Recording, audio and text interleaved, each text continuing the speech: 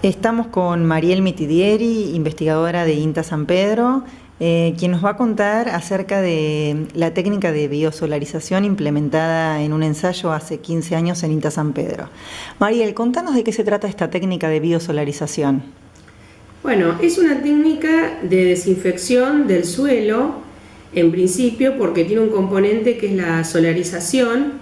La solarización utiliza la energía solar para eliminar o reducir la población de nemátodos, patógenos del suelo, malezas.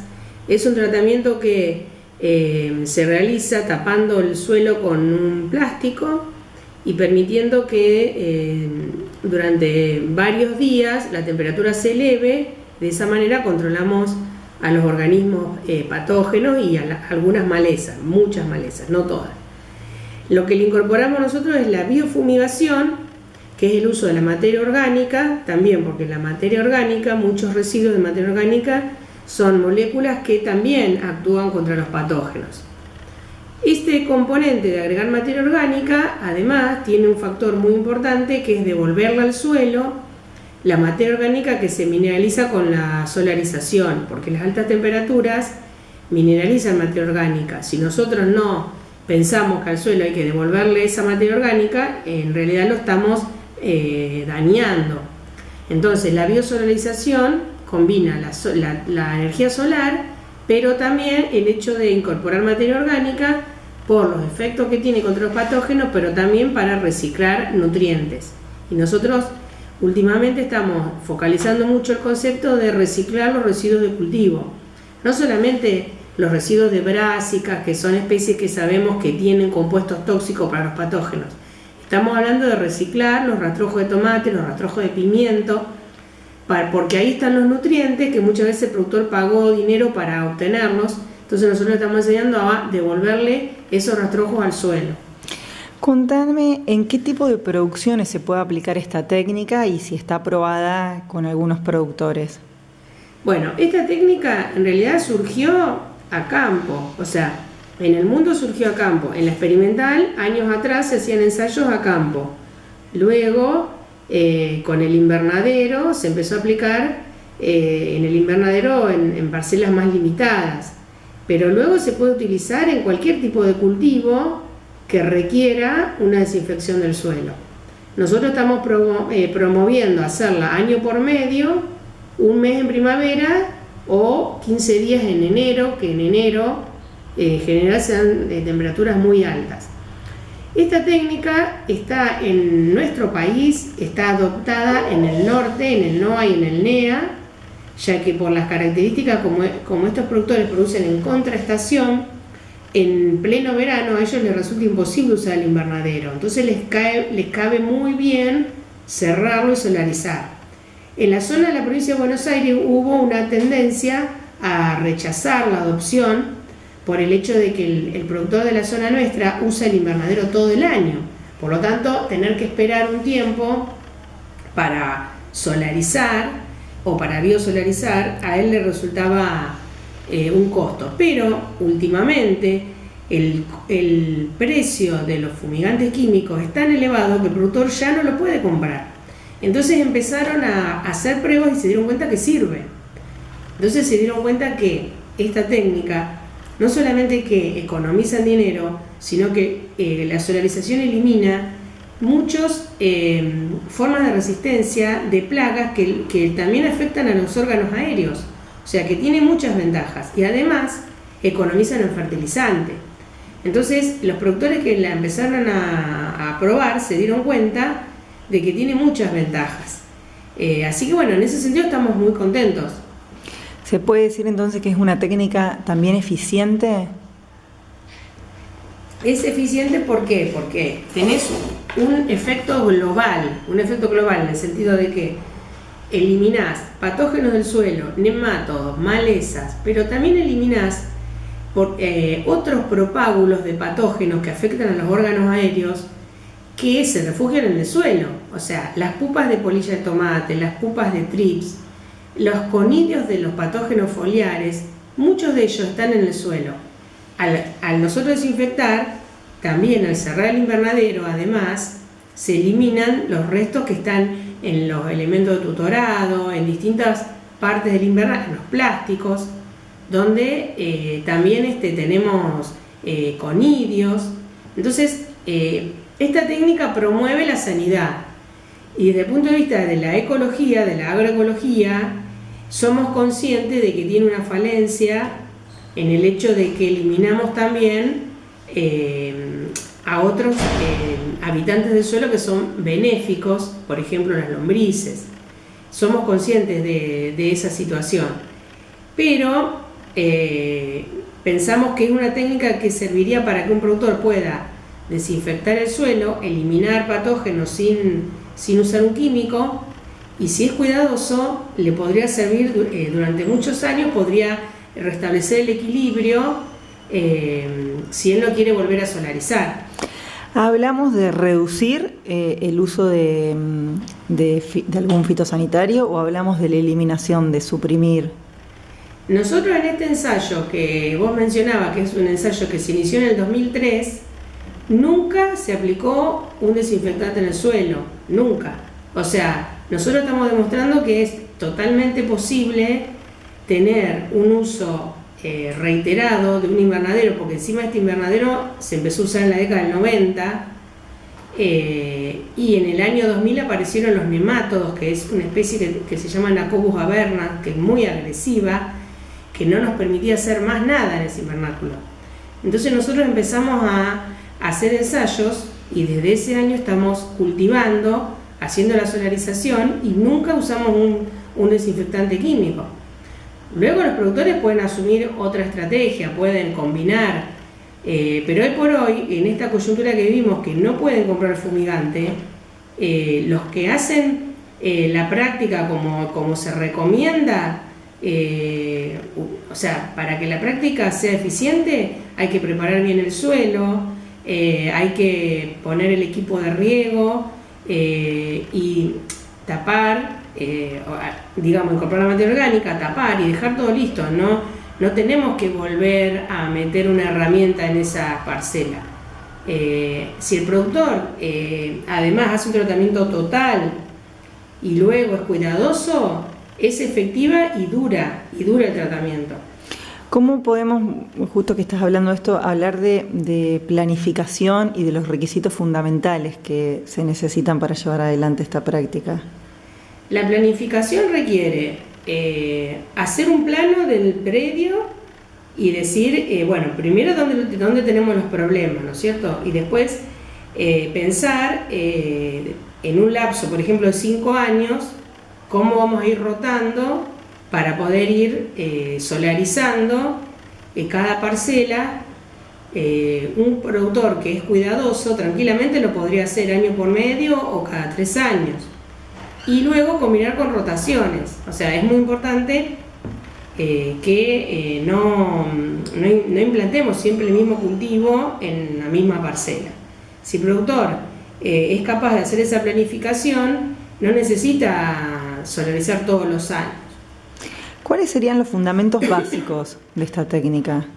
Los fundamentos básicos son que aplicar altas temperaturas de manera reiterada en un suelo activa los propágulos de patógenos y de malezas, y al mismo tiempo que los activa los va eliminando. Se llama, que es más bien una pasteurización del suelo, es un tratamiento similar a la pasteurización. Otro concepto es que la incorporación de residuos orgánicos de distintos orígenes contiene moléculas que son tóxicas para los patógenos. Dentro de esas moléculas tenemos isotiocianatos que provienen de los glucosinolatos que tienen las brásicas, tenemos amoníaco, monóxido de carbono, compuestos sulfurados. Hay una amplia gama de moléculas que se liberan en el suelo cuando uno aplica materia orgánica. Después tenemos otro concepto que es que muchas veces los fumigantes biológicos los cultivamos, o sea, son cultivos, por ejemplo, rúcula, distintas especies de brásicas, que son cultivos. Esos cultivos de por sí liberan sus raíces estos glucosinolatos. Entonces ya el hecho de tener en el suelo un cultivo que no es un hospedante tan susceptible, también nos genera un control. Otro concepto básico es incorporar materia orgánica al suelo, mejora la estructura del suelo. Entonces, un suelo que tiene una estructura adecuada es un suelo donde las raíces van a crecer sanas. Solo tenemos que pensar que las raíces necesitan respirar igual que la parte aérea de las plantas, igual que nosotros. Si nosotros tenemos la raíz en un ambiente totalmente compactado donde no hay oxígeno, la raíz se va a terminar enfermando. Entonces, mejorar la calidad del suelo es mejorar la sanidad de la planta. ¿Se puede considerar la biosolarización como una práctica agroecológica? En realidad yo creo que no, porque realmente estamos eliminando fauna benéfica. Nosotros hemos visto en el laboratorio que muchos microorganismos benéficos sobreviven. O sea, después de la solarización hemos detectado muchos microorganismos benéficos, como tricoderma, distintas especies de aspergillus, actinomycetes, bacterias promotoras de crecimiento, que sobreviven. Pero también somos conscientes que hemos eliminado lombrices y otros tipos de nemátodos que están en el suelo y que no son patógenos, son benéficos.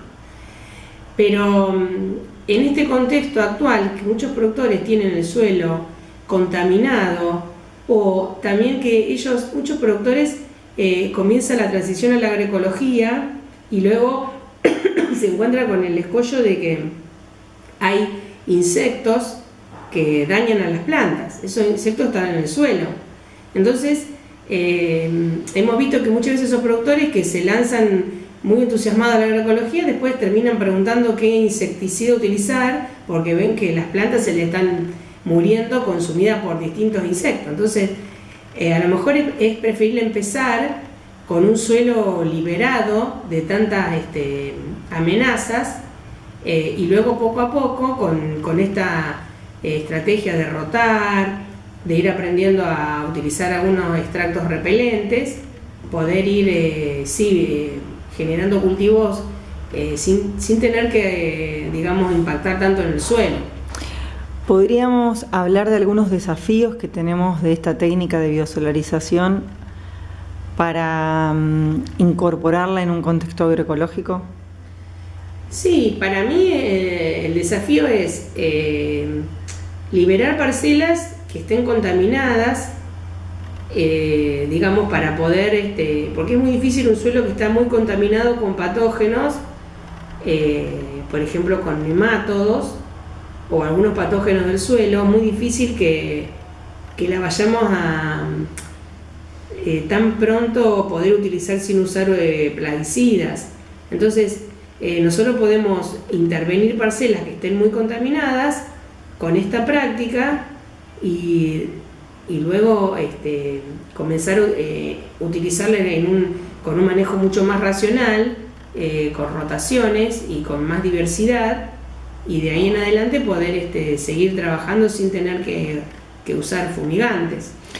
Bien, teniendo en cuenta todos los beneficios que nombraste de esta práctica, ¿cómo se puede hacer para impulsar a que los productores puedan llegar a utilizarla?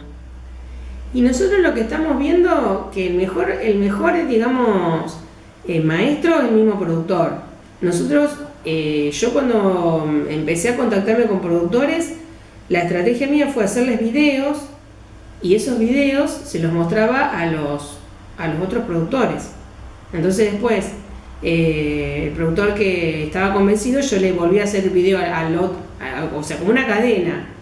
Eso para nosotros en Argentina tiene una ventaja, que es que la horticultura nuestra, mucha está en manos de productores que han venido de Bolivia y que son parientes entre ellos. Entonces, muchas veces uno le muestra un video de un productor de Varadero, lo muestra en Junín, y resulta que ese productor de Junín es pariente de productor de Varadero.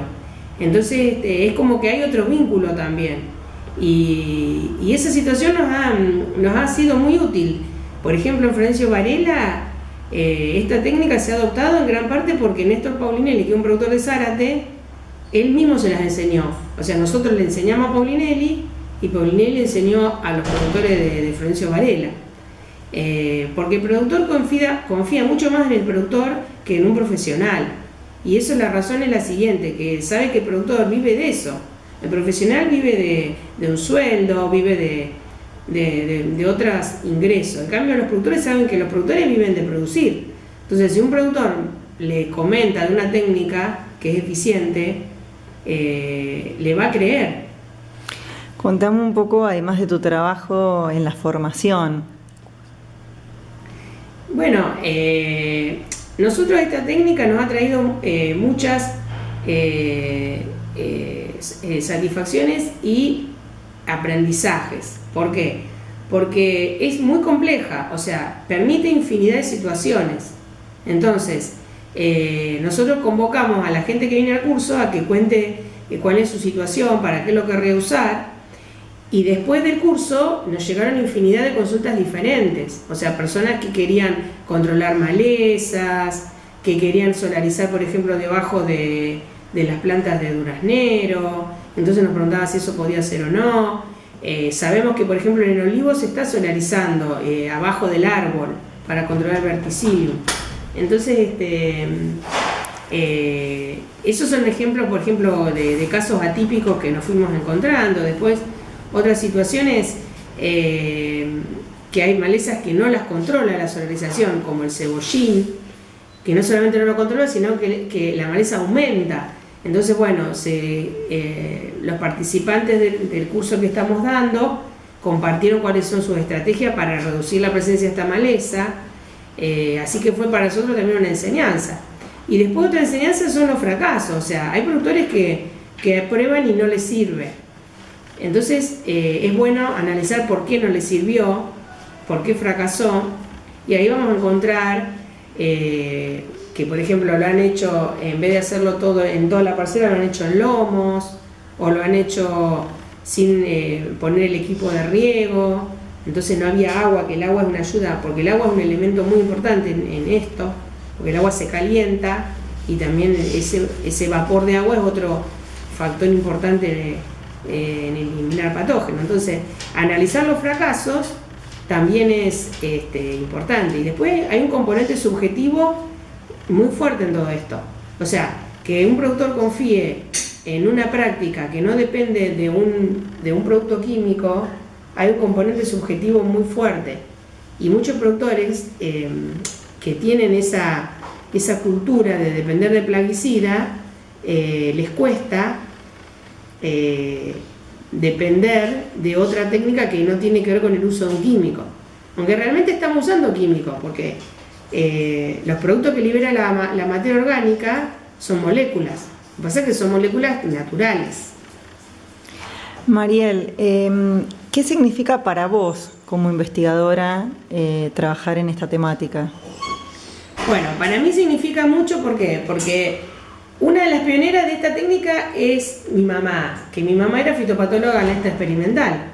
Y ella empezó a trabajar en solarización en una época en que de todos estos temas no se hablaba, donde había un uso mucho más intenso de plaguicidas, y se estaban probando un montón de plaguicidas, y entonces ella realmente tuvo mucha resistencia para trabajar y para que adopten esta técnica. Luego nosotros empezamos a trabajar con la biofumigación, y también al principio teníamos resistencia. Entonces ahora el hecho de que nosotros tengamos tantos datos, que hayamos estado tantos años haciendo una experiencia a largo plazo, donde los mismos compañeros nuestros organizaron el cumpleaños del ensayo con mucho orgullo, y la verdad que es una alegría, y la satisfacción de haberlo podido sostener, ¿no? Porque poder sostener una actividad y generar un sentido de pertenencia con un ensayo está bueno, la verdad. Yo cuando estudiaba la maestría, que escuchaba unas parcelas históricas que hay en Inglaterra de unos ensayos de manejo de pastizales, y uno dice, ¿por qué en Inglaterra solamente pueden hacer esto? ¿Por qué nosotros en Argentina no podemos tener ensayo a largo plazo? Y sí, se puede hacer, digamos, esa es la alegría. Y después otra cosa que es, estas prácticas son prácticas que son de muy bajo costo.